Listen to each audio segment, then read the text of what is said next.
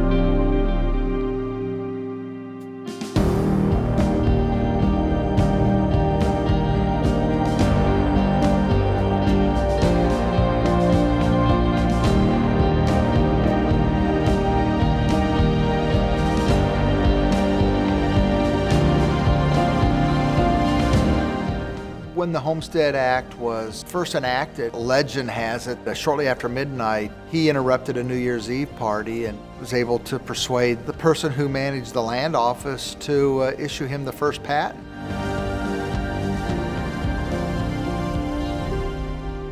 Today, when we look at this 160 acres, we know that he did a very good job in selecting it because within his 160 acres, he had basically 100 acres where he could turn that into productive crop land. And in this case, he raised horses and grew orchards. And he also had timber where he could build homes. He could fuel fires to keep warm in the winter. He also had Cub Creek that went through his homestead. So he always had a water supply. He was really tuned into what he needed to do to be successful.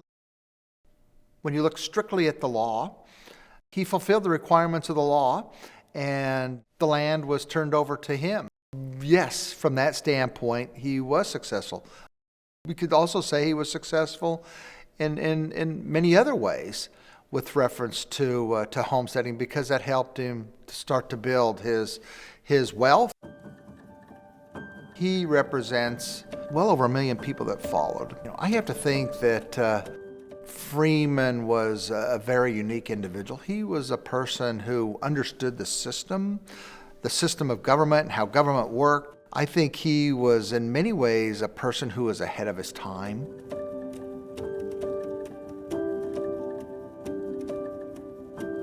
I think it's important that we recognize Daniel Freeman as one of the bookends, from the standpoint that he's considered to be the nation's first homesteader.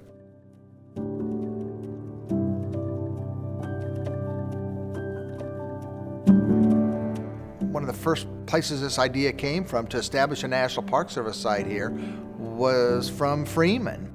Everybody that come through, he made sure that they signed his guest register, and he touted himself as the nation's first homesteader. Really, what does Freeman, I think, exemplify? And that is the courage to pursue that opportunity, the American dream.